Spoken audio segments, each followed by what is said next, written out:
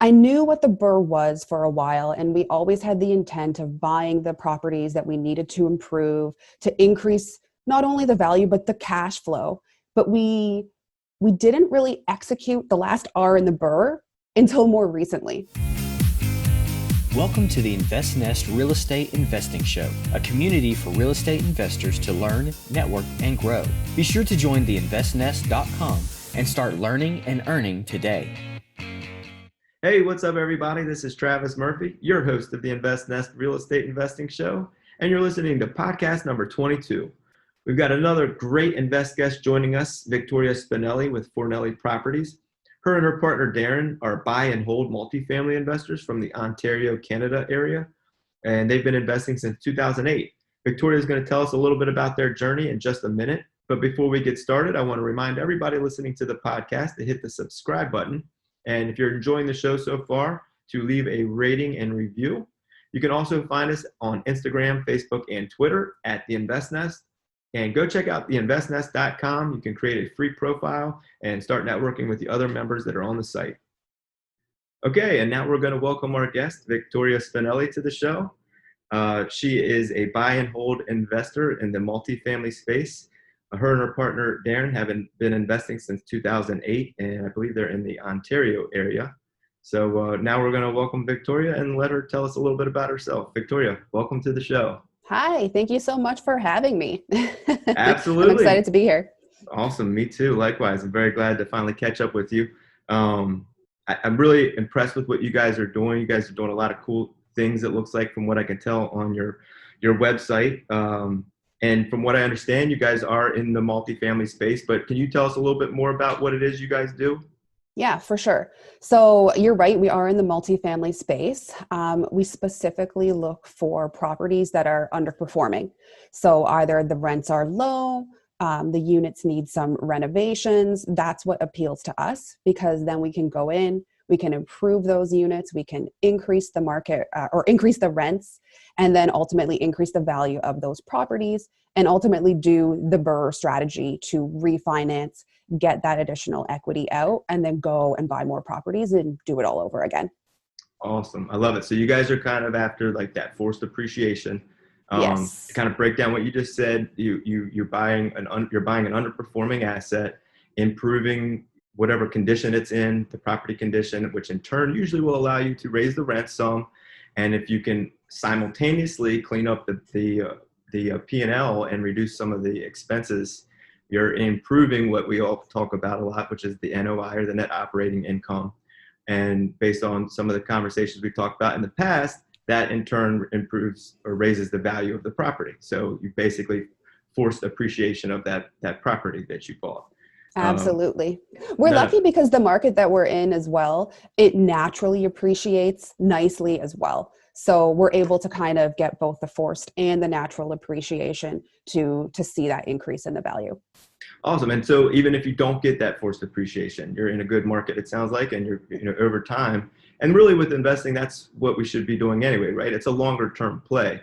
We can try these other strategies, and if we are able to get some extra value out of it, that's kind of the cherry on top. But as we all know, building the net worth and the balance sheet side of things over time is really that long-term gain that we get out of buying real estate. So that's awesome. And then the fact that you guys are going after the BRRRR, which allows you to refinance and return the capital to yourselves to recycle and then go out and buy additional properties. That's great. Yeah, exactly. It's actually funny because when I talk about doing the BRRRR, I knew what the BRRRR was for a while, and we always had the intent of buying the properties that we needed to improve to increase not only the value, but the cash flow. But we didn't really execute the last R in the BRRRR until more recently. Okay. So we're actually going to be refinancing, I think, 3 or 4 more properties in the next month or two. And we bought those 3 years ago, and we've been turning the units over as the tenants have moved out. And there's just untapped equity in those properties that for some reason we just weren't in the right mindset at that time to actually refinance, take that money out and do something with it. And now we're like going full bore. Yeah. We want to take that money out. We want to buy, we want to do more. So yeah. Well, right on. I mean, with as low as the interest rates are right now, I mean, you can take Exactly. advantage of that trapped equity, reposition the leverage of your properties and return that capital to yourself to be able to go out and find additional investments.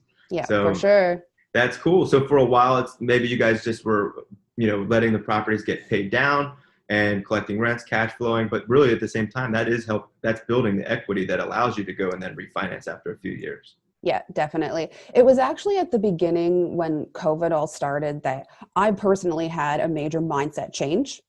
Um, Before that, it was always my partner, Darren. He wanted to buy, and I was resistant and I was concerned about the amount of debt, to be very honest. Hmm. And I think that's something that a lot of new investors or people that want to get into real estate investing are afraid of, is that amount of debt that they will have to carry.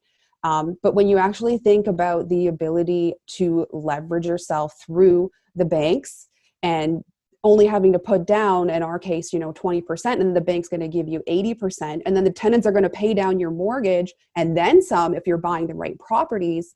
There's really not a ton of risk in it. So when I had this mindset change at the very beginning of COVID, I was like, we need to buy more. Like, we should have bought more years ago. And if my partner hears me in the background, he's probably like, yeah, I told you. But now I've caught up. So we're on the same page. And we're, like I said, we're going full bore forward. We want to buy more, as many as we can, and keep going. Awesome. Yeah. And that's the thing. I mean, I know a lot of different investors, talked to a lot of different people that are investing in real estate. And there is kind of two sides to that coin. Some people are, let's leverage. And, if you look at the return, if you measure the returns, you're getting a higher return on your money because you're able to leverage other people's money for the investment, versus that I don't want to take on too much debt and how much risk. So I think it's a balance for every individual person of what that comfort level is. Definitely. But from your perspective of what you just said, you're really are the risk level is mitigated to an extent. That's why the banks want you to put down the down payment. It keeps that buffer there. Now, living through some of the past downturns in the economy, we all know that can be affected. But again, back to what we were just talking about a few minutes ago, if you're investing with the mindset that you're going to be holding the property for a long period of time, that's usually your safety net. So Exactly. in 5 years from now, if the economy turns down and you're not as great in an equity position, as long as you're still cash flowing and the mortgage is being covered and you're in a market that you're always going to be able to rent the units out, 5 years later or 10 years later after that, it's almost a certainty that you're going to be in a good financial position. So it is a balance, but I'm with you. Being aggressive, leveraging the fact that the interest rates are as low as they are right now, and if you're underwriting and running your numbers and you're feeling comfortable with the investments that you're making, that's really what it comes down to at the end of the day. Yeah, exactly. And that's something that, again, until recently, I wasn't doing that proper property analysis before buying. Like, I'm almost embarrassed to say it, but I wasn't doing that proper analysis initially. And again, I'll say we got lucky in a sense because those properties have appreciated, and we did have a plan to force their appreciation as well. But now I definitely do a lot more number crunching up front to make Mhm. sure that when I buy this property, I'm cash flowing on purchase. I know exactly what I'm going to do to increase that cash flow, to increase that value. And I know the market, and I know that market that I'm investing in is going to continue to be strong. Yeah, so important, so important. When you start looking at the numbers and the financials, it paints a different picture for you. I know investors who maybe didn't do as much of that in the past like you, but with real estate, that's one of the other beauties of real estate is, even if you get it wrong, if you hold it long enough, you're usually still going to end up right. You can get yourself into trouble, so you do want to know what you're doing for sure. I preach educating yourself, and get the more knowledge you can know about the asset, the market, the numbers, the finances behind it, the less risky of a position you're going to put yourself into. Yeah. But by doing that research and educating yourself, and when you start to get into the numbers, that's really, I think, where the difference between people that are more in the camp of leveraging debt. It's because when you get into that financial analysis of the properties, it starts to paint a different picture of you. And if the more you understand it and the more you can see that, like you said, it actually isn't as risky as I think people may think it is by taking on this extra debt. So that was a good point that you brought up. But tell me a little bit more about you guys. How did you and Darren get into this? Like, where did you guys start? Yeah. So Darren started before me, before he met me. He purchased a fiveplex. And he knew he wanted to buy the most rundown property on the street, and he was going to put sweat equity into improving that property. So he did that over years. And then we actually started working at the same company together because we both still work our 9-to-5 jobs, by the way. This is a whole real estate investing is a side job for us currently. We'll talk about that later, but I'd love to get out of a 9-to-5. But so we met at our jobs, and he told me all his landlording stories, and I found them super entertaining. And I've always loved just houses and kind of like DIY. And I used to watch all those shows on TV, and I loved it. And so I heard his stories, and he was like, let's buy a property. And I was like, okay, sure, why not? So we started looking.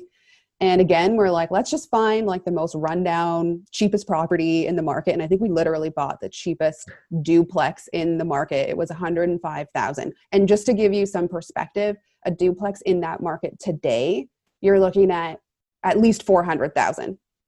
So it's gone up quite a bit. But so we bought it. It needed a lot of work.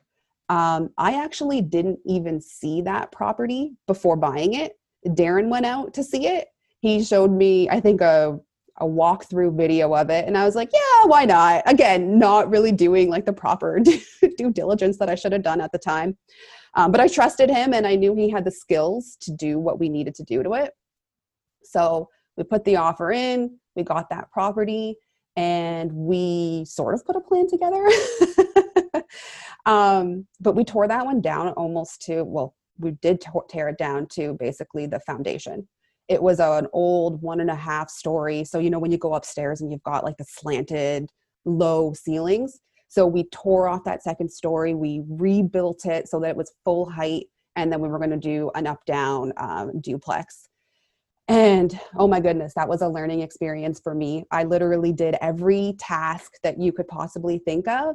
The only things that we outsourced on that project were HVAC, plumbing, and mudding, because mudding is an art. And if you don't do that right, then your whole house is going to look like a disaster. Yeah, it equals a lot more sanding if you don't do it right. Yeah. So we literally did everything else in that property. I actually taught my dad how to install windows because he came out and helped us with that property. It was a long project because, again, we were doing that on our weekends. We were going out there, and where we invest is about an hour away from where we live. So we're driving out there early Saturday morning, putting in a full day's work, Saturday, Sunday. And it took us 3 years, which sounds crazy. But the sweat equity paid off. But I definitely learned a lot of what I would do going forward and what I wouldn't do going forward. So it was a really good experience. And that was the goal, right? We wanted to do the work. We wanted to see what was worth paying for next time, or what can we do realistically that's not going to cause me to go crazy or insane, because there were times where I felt a little insane. Like, what are we doing? But it worked out. It worked out really well. Like I mentioned, we bought it for $100,000.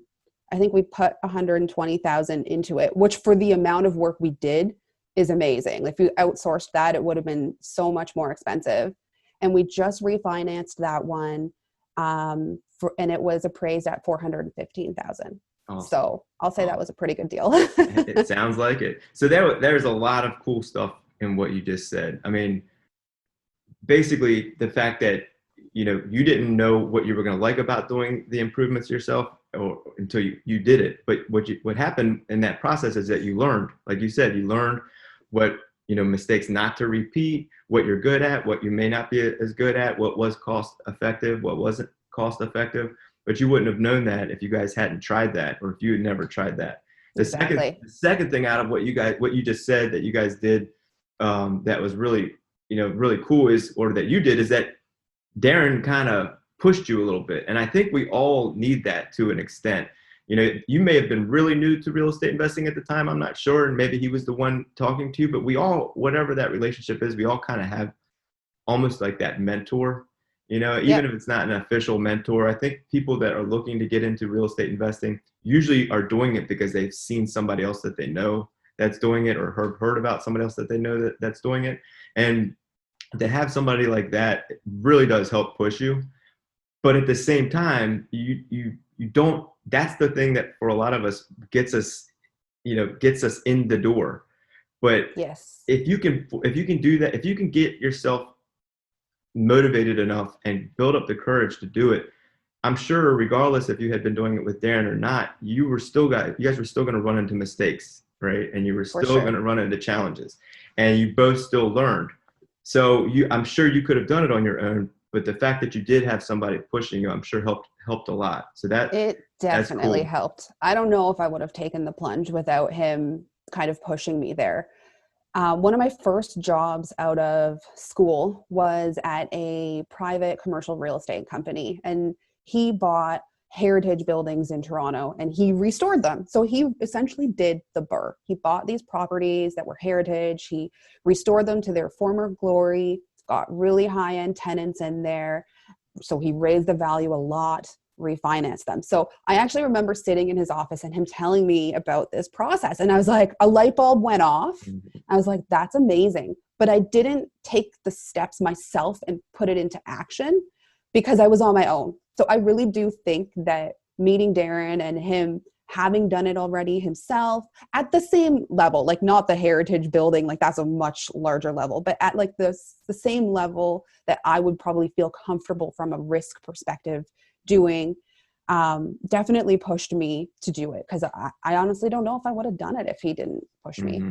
Yeah, and for everybody out there listening who doesn't have a Darren, because we all don't have a Darren there are things that you can do, though. You can go check out our website, The Invest Nest, and network with people. I'm sure you're able to find networking events in your local area, and those may seem intimidating to you, but I promise you, if you find a local real estate investing meetup and you go out and check them out, the people are going to be welcoming. There's always people of all different levels of investing experience. The ones who have experience are always open to helping the people who are getting started. And there's always people there that are looking to partner on things. So if anything, not only do you make some new friends, you talk a little real estate, there's a good chance you might find some opportunity there as well. So I always recommend getting out to local networking meetups. It's a good place to get started. Absolutely. That's a really good point, because I mentioned the mindset change that I had earlier this year. And when I had that mindset change, I decided I wanted to join a mentorship program. So it was a group program. I joined that. And there are so many people in that group who all want to do the same thing. They all have their own experiences and they can provide some great advice. And you can go into that group anytime you have a question or an issue, and they're willing to help you. So yeah, I agree. There's people everywhere that are doing investing and that are willing to help you if you just ask. Yeah, absolutely. And exactly. It's like what we've been talking about. Even if you don't have like a mentor or a Darren or whatever, if you build out your network and you make these contacts, you're going to have that support system. Those are the things that I always try to drive home when I'm talking to people about real estate investing is, one, you've got to start educating yourself, right? You need to have some basis of what's going on. You need to understand the financials behind it to some extent and be able to kind of talk the talk. So that way, if you go to these networking events, you at least know a little bit about what words to use to have a conversation about real estate. But it's educating yourself, and that's a continual process. I'm still always trying to learn more. And then it's building out that network, making those contacts, establishing those relationships. I mean, you'd be surprised. I mean, you would, but our listeners would probably be surprised if they've not been to meetups like that. You find contractors, you can find real estate agents that work specifically with investors. You can find wholesalers, lenders, hard money lenders. I mean, it's a great resource for people that are looking to get started. For sure. Another thing that's really cool about what you guys are doing, and I think this probably helped to an extent, I'm guessing, when you were saying you didn't do as much of the underwriting or due diligence in the past, you had that built-in kind of safety net of doing all the work yourself. Yes, that's true. That sweat equity, that's another part of the piece of the puzzle there. So you've got your cost of your debt and you've got your expenses, but if you're doing an improvement project, your capital improvements, CapEx, whatever you want to call it, that's another factor that you need to put into your calculation to make sure the deal works. If you're doing a lot of that yourself, that's saving you a lot of money, which in turn helps the investment be more successful. I guess you could say, though, it could cost you money if you take on something that you're not experienced with, doing things yourself. Honestly, experienced contractors can get into trouble. It just happens in construction. Sometimes when you tear things down and start tearing walls apart, you find things that you weren't expecting. Yep. So there's not really a right or wrong answer, but I like the fact that you guys were doing it yourself. I'm sure that helped you. And if anything, I'm sure you learned a lot. That project that you were talking about, it was the over under duplex that you guys started with. So you tore the roof off of this and rebuilt the roof. Yeah, that's literally the whole second story came off and we rebuilt that. Yeah. All the exterior sheathing, took that out, fully re-insulated everything. Like, I'm not kidding. You could look through the house completely from front to back. Mm-hmm. That's a project, but you know what? That's a crash course in construction contracting 101 right there. Oh yeah. So I'm sure you got a good bit of experience and education out of that process. And like you said, I'm sure there were some challenges along the way. Where are you guys at now in regards to doing the improvements yourself? Are you guys still doing the renovations? Are you outsourcing any of it? Where are you guys at that process? We're still doing the renovations. We haven't undertaken any type of work that was quite to that extent of the duplex. So it's mainly like, we go in, maybe it's a new kitchen or a new bathroom vanity, new floors, painting, changes of light fixtures. So simpler stuff we've been doing. We've outsourced any of the capital stuff like windows and roof. We haven't been doing that stuff on our own. But I do have a goal that I'd like to start outsourcing more of the work, but I'm still open to doing some of the work myself because it just makes sense. If I have the time and I can go and paint the unit and clean it up quickly, I'm going to do that. I'm going to save a couple dollars. I'm going to turn the unit over myself. Why not? But if there are any units that need to be like completely gutted, I'd probably look at outsourcing some of those tasks, just to get it done a little bit quicker and get a new tenant in there quicker. Yeah, and that's what's so great about the fact that you guys did take on those challenges in the past of doing the renovations. You got a really good sense of what makes sense for you guys from a financial standpoint and a time standpoint of where that balance is. And there really is no right or wrong answers. If you can build in the cost of improvements into your modeling and the deal is still a good deal and you're able to do that and execute it and have it be a good investment, the upside to that is by you not spending all of your time doing that renovation, if you can still make it work by outsourcing it, that frees you up to simultaneously maybe do another. So instead of just doing one, you might be able to do three at once. But at the same time, again, everybody's different. Everybody's goals are different. If there's a deal or you're in a market that's challenging and it's hard to find a deal that works, you may have to put a little bit of that sweat equity into it, or you might like to do it. And if you haven't done it before, you may want to do it just to find out if you're good at it or if you like it or if you don't like it. So there's no right or wrong answer, but I like the fact that you guys did it and you took it on. You took that challenge on, and for better or worse, you guys learned what you learned. And now it sounds like you've got a pretty good, idea of how to treat your new projects going forward. I like what you said about, if you build those numbers into your analysis up front, then you know what you can pay for to get done and what you may have to do on your own. And again, that was something I was not doing. So now when I'm analyzing deals, I'm definitely trying to make sure that if I'm going to put an offer in, that I can outsource as much of the work as possible if I want to. Mm-hmm. Absolutely. Yep. And that's what it comes down to.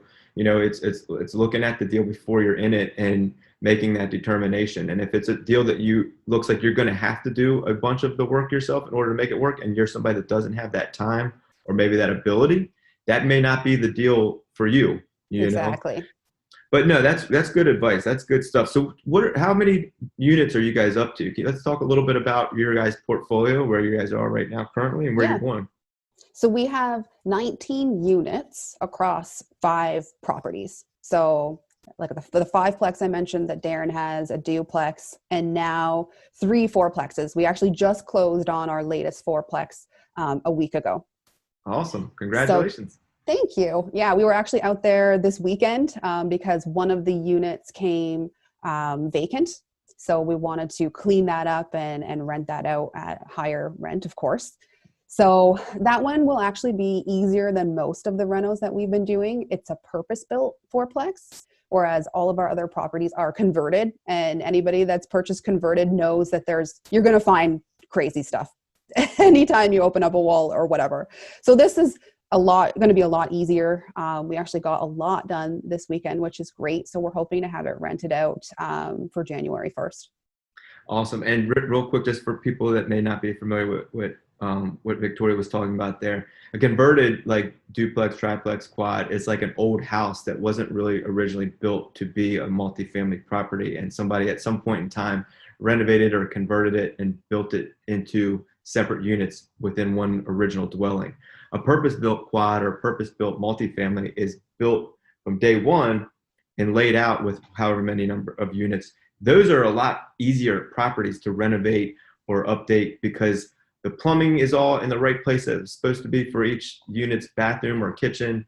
The electrical, it's all laid out and stacked usually. It's basically like working with a more clean canvas. If it's a repurposed property, you have no idea where the plumbing lines would be or the electric lines are coming from or going to, and what, like you said, is behind the walls. It can be a really big question mark and a really big challenge. So I just wanted to point that out to the listeners, what you meant there, because that makes a difference when you're looking at properties and evaluating properties. Honestly, I usually find that those properties that were converted are the ones that seem to be less expensive and are the ones that catches everybody's eye, and maybe the finances look better. It's got higher cap rate. When you find those purpose-built properties, those are typically like a nicer asset usually. Doesn't mean you can't find the opportunities there. But I think that's for a lot of people out there. You get started, you take whatever you can get. As you start moving forward and building your portfolio out, I think people usually try to find those types of properties the further along they go. So 19 doors, you said? Yes. That's awesome. Good job. Good for you guys. And do you guys self-manage or are you outsourcing the management? We outsource the management, excuse me, because it is about an hour away. So just for peace of mind, we do have a property manager. He manages all the day-to-day stuff. He finds us tenants for the vacancies. He knows that we're hands-on. So if there are issues, he will run things past us so that we have an opportunity to take care of anything that we may want to. But he does all the lawn and lawn care and snow removal and stuff like that. So we don't have to drive out there and do any of that stuff. Awesome. And back to like a lot of the stuff we're talking about, again, there's not really a right or wrong way. If the numbers support having management, there's nothing wrong with outsourcing that. What it does is allow you to scale a little bit quicker, usually, if you're not also the one managing the properties. If you've only got a few units or it's your first one and it's local, managing yourself isn't bad. You save a little bit of money and you probably learn some things by doing that. But when you get to a certain point, and again, if the financial modeling behind it and the numbers support it, you can still cash flow even outsourcing the management. There's nothing wrong with that either. For sure. And I even suggest, if you're crunching numbers on a deal and you're planning to self-manage, to assume that you're going to outsource that at some point and make sure that it will still work even if you outsource the property management. Great point. Excellent point. I love that. I'm gonna reiterate that one time for everybody listening. Even if you plan to manage the property yourself, if you can build that into the numbers and still cash flow outsourcing the property management, that is another safety net that you're building in, because even though you may be planning to manage it off the bat, that may change. Your circumstance in life may change. You may not be able to do that as easily. So knowing that you have the ability to outsource the management if you have to or want to at some point in the future and still being able to cash flow, that's great. Good advice right there. I like that. So what is your and Darren's long-term investing goals? Where are you going from here? Where do you hope to be? 5 years from now, what's the next step? I hope to not be at my 9 to 5.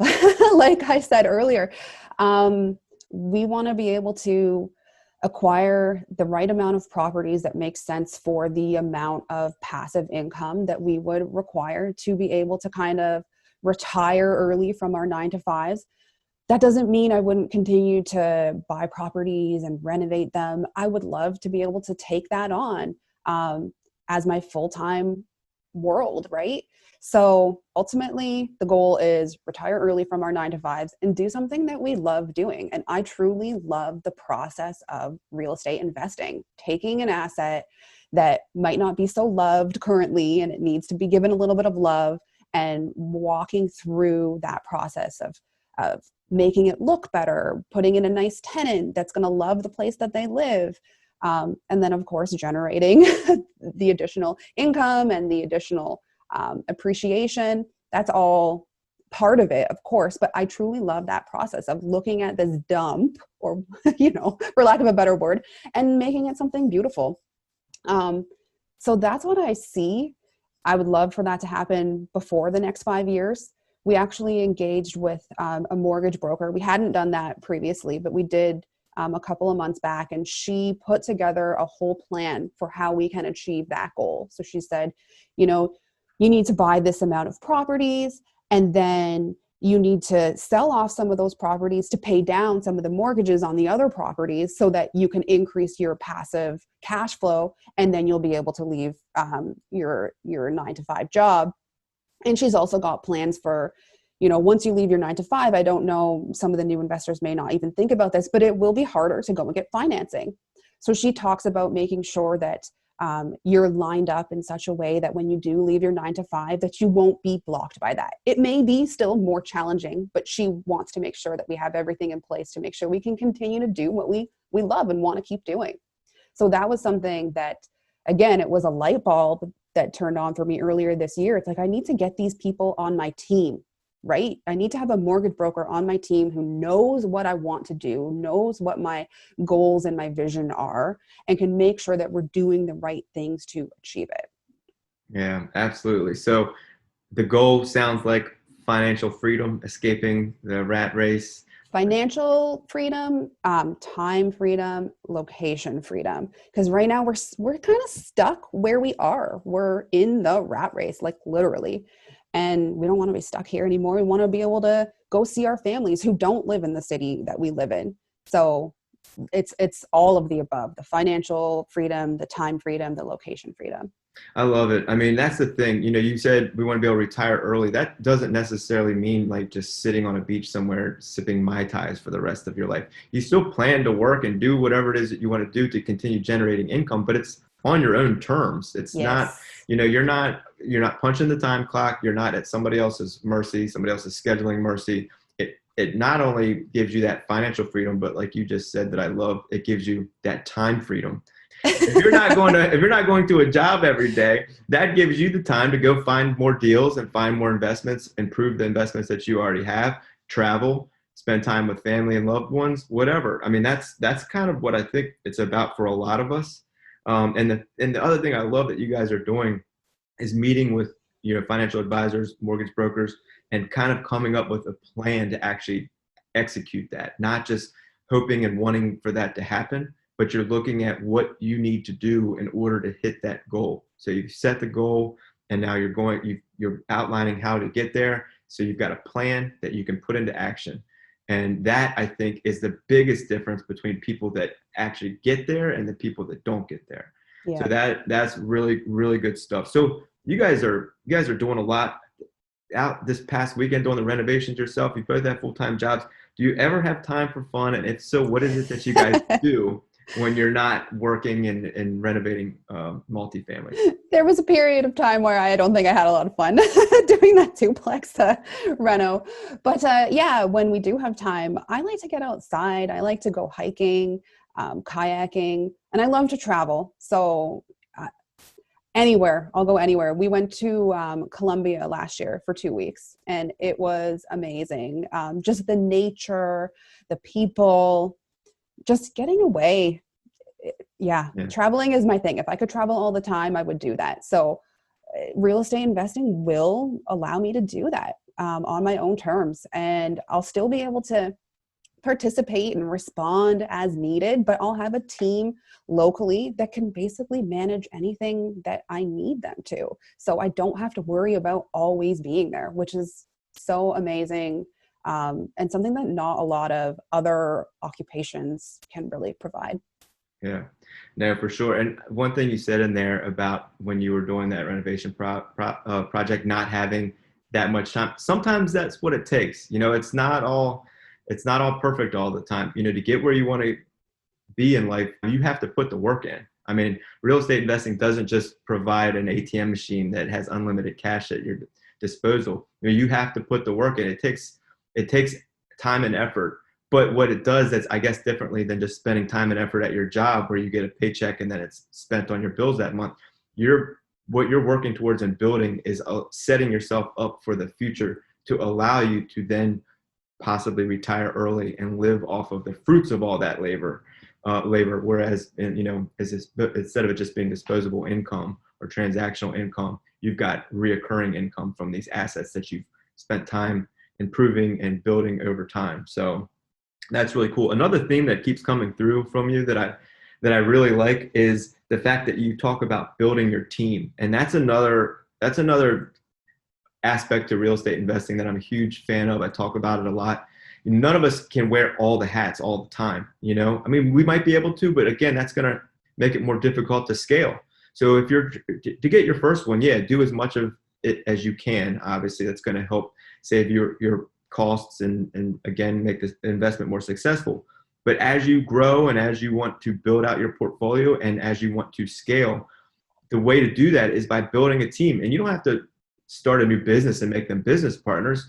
They have your team members have their own independent business. What they provide you, in turn, you're providing them as far as value goes. So I talk about having a realtor that's geared towards investors, because not all of them like to work with investors, but a realtor that knows what you're looking for and can help you identify properties and send them to you. A property manager, a contractor, if you're planning to outsource that, and lenders. But if you can do this and you can build this team and have these key roles in place, not only does that allow you to invest in your market, but if you can do that in another market, it allows you to start to invest in other markets fairly easily if you've got all those pieces in place. So that's really cool. I keep hearing you bring that up, and I just wanted to point that out to all of our listeners. Okay, so real quickly, we're going to do our little segment here, advice from our invest guest. So I'm going to ask you 3 questions real quick. Okay. Number 1, what is one thing that you could recommend to people that they can do right now to get started in real estate investing if they haven't started yet? Join Facebook groups or the Invest Nest group and talk to people. Ask the questions that you're scared about or that you don't know, and don't feel stupid. Just ask, because people will help you and you will get answers, and then you can move forward. Love it. Great advice. There's no dumb question, right? Mm-hmm. Okay. Number 2, one thing that you would do differently now if you were to go back and do it again, that might save some listeners some headache. Yeah. There's a lot of things I would probably do differently. I would make sure that I'm analyzing the deal before I'm pulling the trigger. Like, understand how to analyze a deal before you actually buy something, and know that it's going to work and you have your risk mitigated. Yeah. Perfect answer. And that's, people that say they can't invest or they're not going to be able to invest because they don't have the money, you can still start analyzing deals. You can still start looking for properties, even if you're maybe not in a position yet to actually purchase it. The more deals you analyze, whether you're able to buy it or you end up buying it or not, you start to see and learn the numbers and what is making sense and what's not. And it teaches you by recognition, I guess, of what looks like a good deal and what doesn't. So at some point in time when you're ready to start taking these down, the more of those deals that you've analyzed, it'll help you recognize a good deal. Absolutely. And don't feel defeated if you crunch the numbers on 100 deals and none of them make sense. That's great. Like you just said, you've learned something from that, and you didn't make a mistake buying that property without doing that analysis to determine that it wasn't a good deal. So you will have to crunch numbers on a lot of properties. It's just a reality of the game. But don't let that make you defeated. Perfect. Yeah. And I mean, depending on the market you're in, it can be a challenge. You may have to analyze 100 or 200. It might take 99 deals, but the 100th one could be the one that works for you. The other thing I do want to say with that, with regards to that, is there is, the analysis paralysis That's true. syndrome. So you don't want to get bogged down looking for the absolute most perfect deal, because you're probably never going to find it.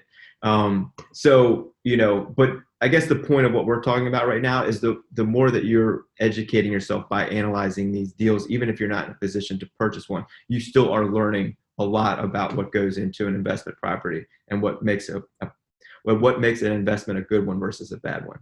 So the last question for you, for our advice from our Invest guest, is: do you have a book recommendation or something that you would point to for people that want to learn more about this stuff? Yeah, it's probably been said a million times, but Rich Dad, Poor Dad, that whole mindset change that I talked about earlier this year started from me reading Rich Dad, Poor Dad.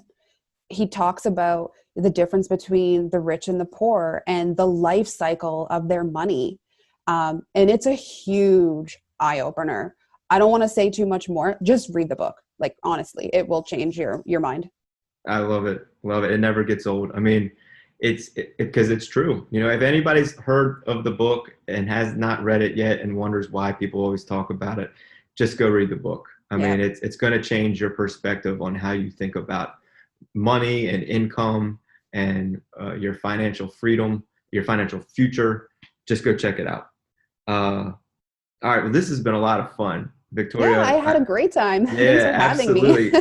How, for sure. My pleasure. How can people contact you? How can they get in touch with you? How can they learn more about you guys? Where can people connect? Yeah. So we're active on Instagram. We're at Fornelli Properties. And our website is www.fornelliproperties.com. And we're also on Facebook, just Fornelli Properties. Awesome. Very cool. And I'm going to link I'm going to put all those links in the show notes below so everybody can easily find you guys. Well, this has been an absolute pleasure. I really appreciate you joining me, Victoria. Yeah. Thank you so much. Yeah. And hopefully maybe one day we'll get Darren on with us. But yeah, no, this has been a lot of fun. I hope to have you back sometime. I hope you guys have happy holidays. Yes, you too. Yeah, and staying safe. I know it's been a crazy year, so stay safe and good luck with all of your investments. And yeah, thanks again for coming on with me. Thank you very much. And I also want to thank all of our listeners out there for joining me again this week. Please hit the subscribe button so you don't miss out on any of our upcoming podcasts. You can also check us out on Instagram, Facebook, and Twitter at The Invest Nest. And of course, go check out theinvestnest.com. So hope everybody has a good, happy, safe holiday. And thank you all for joining me. We'll see you next time. I'm your host, Travis Murphy, and this is the Invest Nest Real Estate Investing Show. Thanks again, everyone. Thank you for joining us on the Invest Nest Real Estate Investing Show. Be sure to join theinvestnest.com and start learning and earning today.